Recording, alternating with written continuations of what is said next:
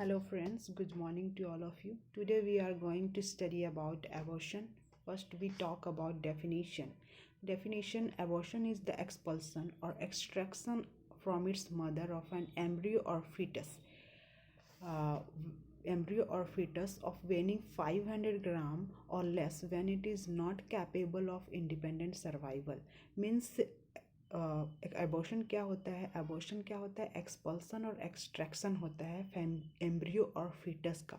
Less than कितना? 500 ग्राम और less than होता है उसको बोला जाता है।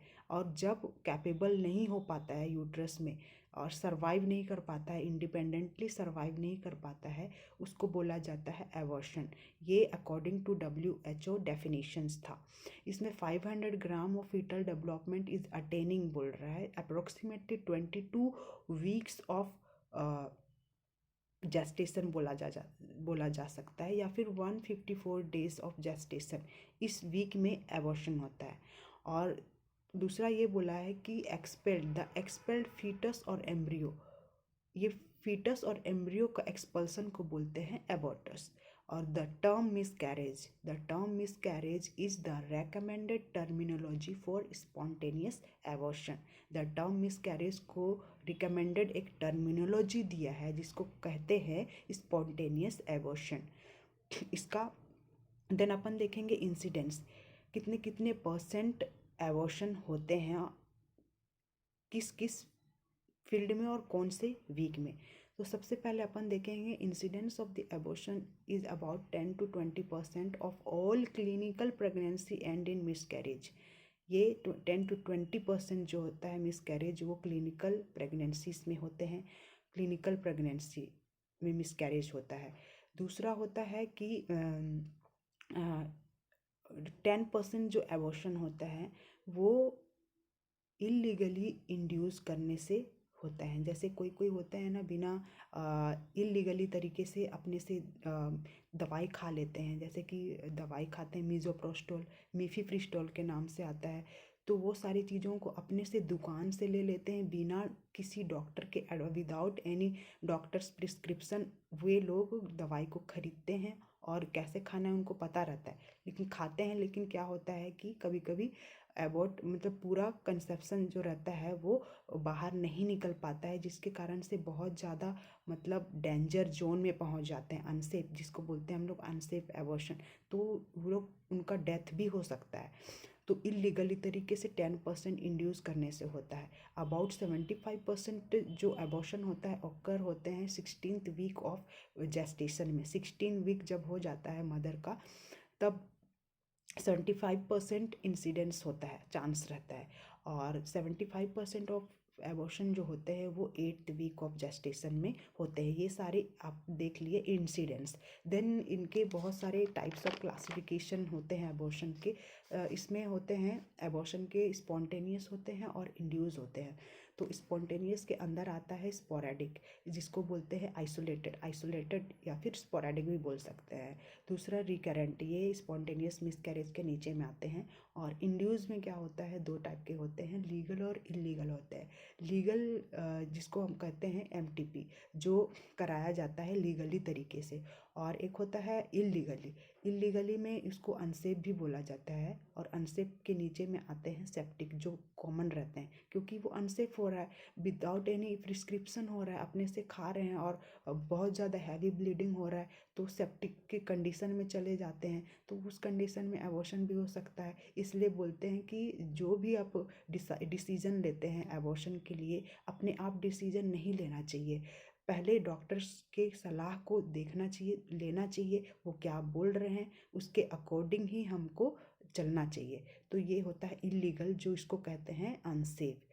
तो फिर स्पोरेडिक, जिसको आइसोलेटेड और रिकरेंट, इनके नीचे में बहुत सारे आते हैं क्लासिफिकेशन हैं, जैसे कि 3-8 एबॉर्शन, इनएविटेबल एबॉर्शन होते हैं, कंप्लीट एबॉर्शन होते हैं, इनकम्प्लीट एबॉर्शन होता है, मिस्ड एबॉर्शन, सेप्टिक एबॉर्शन। इसमें लेस कॉमन बोला गया है सेप्टिक को, क्योंकि ये जो एबॉर्शन है ये सारी चीज़ें किससे होते हैं, डॉक्टर्स की सलाह से। सेप्टिक एबॉर्शन ये लेस कॉमन होता है। तो सबसे पहले अपन देखेंगे इसका एक्सप्लेनेशन देखेंगे, एक एक क्लासिफिकेशंस के एक्सप्लेनेशंस हम देखेंगे। तो सबसे पहला हम देखेंगे थ्रिएटन एबॉर्शन। इसका डेफिनेशन क्या होता है? The definition, it is the about threatened abortion, it is the clinical entity where the progress of miscarriage has start but has not progressed to a state from which recovery is impossible बोल रहा है। Means ये एक clinical entity है जिसमें progress of miscarriage है वो start हो चुका है, बट क्या होता है, प्रोग्रेस जो होता है बट हैज़ नॉट प्रोग्रेस्ड नहीं होता है टू अ स्टेट जहाँ तक उनको पहुँचना चाहिए, जिस कारण से जो रिकवरी होता है वो इम्पॉसिबल हो जाता है, रिकवरी नहीं हो पाता है। तो इसको हम कहते हैं थ्रिएटन एबॉर्शन। इनके कुछ क्लिनिकल फीचर्स होते हैं, तो हम अपन देखेंगे। सबसे पहला मेन क्लिनिकल फीचर, सबसे पहला पॉइंट है पर वजाइनल ब्लीडिंग। और ये पर वजाइनल ब्लीडिंग जो होते हैं ये यूजुअली जो होता है ये स्लाइट होते हैं, मे बी ब्राउनिश होंगे और may be bright red in colour होते हैं। और ऑन रेयर ओकेजन ये होता है, द ब्लीडिंग जो होते हैं वो मे बी ब्रिस्क होते हैं और ये specially in the late second trimesters में होते हैं। और ब्लीडिंग जो होते हैं वो यूजुअली स्पॉन्टेनियसली स्टॉप हो जाते हैं, अपने आप ही स्टॉप हो जाता है इसमें। और दूसरा है अपन देखेंगे पेनलेस होते हैं, इसमें मेन तो पेनलेस होते हैं। और माइल्ड बैक एक होते हैं और डल लोअर एब्डोमेन पेन होता है। और पेन अपीयर होता है यूजुअली कब होता है, फॉलोइंग हैमरेज के दौरान होते हैं। जब हैमरेज हो जाता है उसके बाद से पेन शुरू हो जाते हैं। इसमें कुछ एग्जामिनेशंस के बारे में बताया गया है। तो अगर हो जाता है किसी का, तो ब्लीडिंग को देखने के लिए हमको क्या क्या एग्जामिनेशंस करना चाहिए। तो सबसे पहला है patient should be done as gently as possible. तो should be done pelvic examination should be done as gently as possible।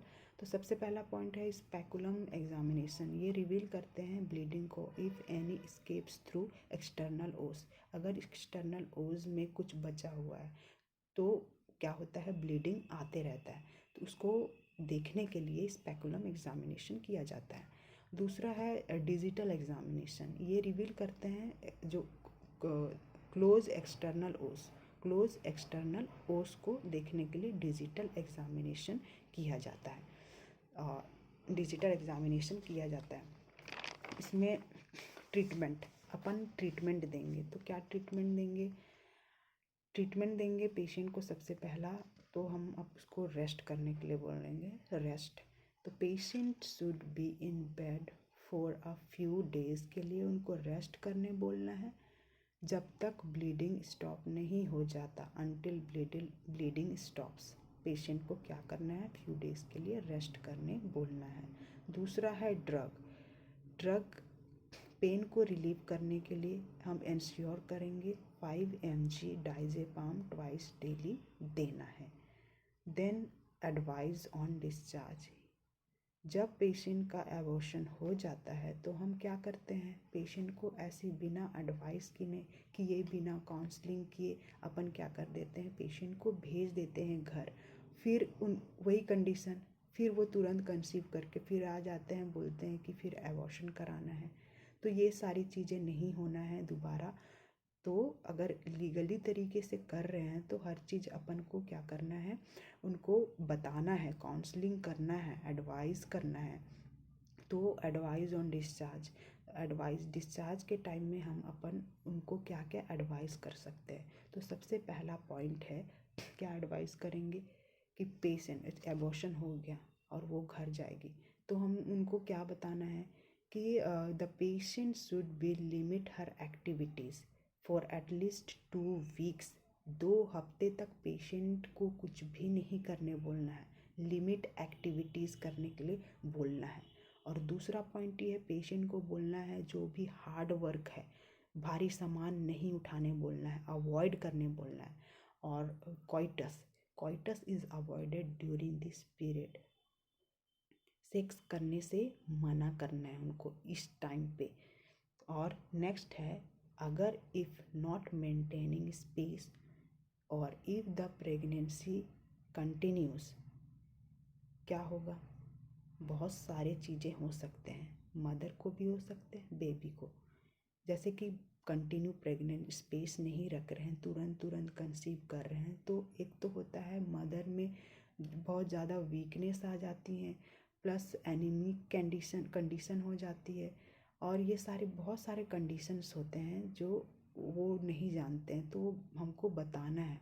अगर इफ़ प्रेगनेंसी इंक्रीज़ हो जाता है फ्रीक्वेंसी ऑन, जैसे कि होते हैं, तो क्या क्या होता है?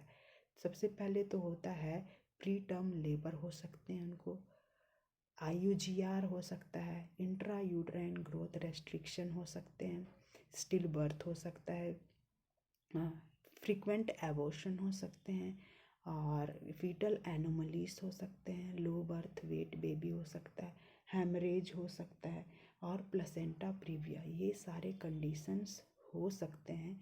इसलिए अपन को क्या करना है, जब भी एबॉर्शन हुआ है, उसका एबॉर्शन इलीगली तरीके से हुआ है और हम उसको MVA के थ्रू उसका कंसेप्शन को निकालते हैं या फिर MMA के थ्रू करते हैं, तो हमको पहले एडवाइस करना है। क्या घर जाने से पहले ये भी बताना है, एबॉर्शन हो जाता है तो विदिन 10 डेज़ के अंदर में फर्टिलिटी रिटर्न हो जाता है, ये फर्स्ट ट्राइमेस्टर में होता है। दूसरा है सेकेंड ट्राइमेस्टर में 2 to 3 वीक्स में फर्टिलिटी रिटर्न हो जाता है, अगर सेकेंड ट्राइमेस्टर एबॉर्शन है तो। और तीसरा है, जैसे कि बेबी नॉर्मल डिलीवरी हो जाता है, जिनका नॉर्मल डिलीवरी हो जाता है तो उसके 21 डेज़ तक कोई भी कंसेप्शन, क्योंकि 21 डेज़ के अंदर में फर्टिलिटी रिटर्न हो जाता है आफ्टर नॉर्मल डिलीवरी, ये नॉर्मल डिलीवरी की बात कर रही हूँ, तो ये नॉर्मल डिलीवरी आफ्टर 21 डेज़ के अंदर में फर्टिलिटी रिटर्न हो जाते हैं। तो ये था आज का क्लास हमारा एबॉर्शन के ऊपर, और हमने अब आज क्लास में देखे हैं फर्स्ट 3 अटेम्प्ट एबॉर्शन का पूरा एक्सप्लेनेशन। तो आप लोगों को मेरा क्लास कैसा लगा, आप ज़रूर से ज़रूर मेरे क्लास को लाइक कीजिएगा, शेयर कीजिएगा, कमेंट्स कीजिएगा, और कुछ भी डाउट हो तो आप मुझे संपर्क कर सकते हैं, और मैसेज के थ्रू भी आप मुझे पूछ सकते हैं, कोई भी डाउट होगा तो। ये मेरा पहला फर्स्ट क्लास था, और मैंने कभी भी यूट्यूब में इस टाइप के मतलब क्लासेस नहीं अटेंड की थी, मतलब बनाई नहीं थी, तो फिर मुझे पता नहीं है किस टाइप का बनाना चाहिए। तो मेरे हिसाब से मैंने ठीक ही बनाया होगा, फर्स्ट डे था तो। और देखते हैं कितना समझ में आया आप लोगों को, ज़रूर कमेंट्स कीजिए। So thank you so much.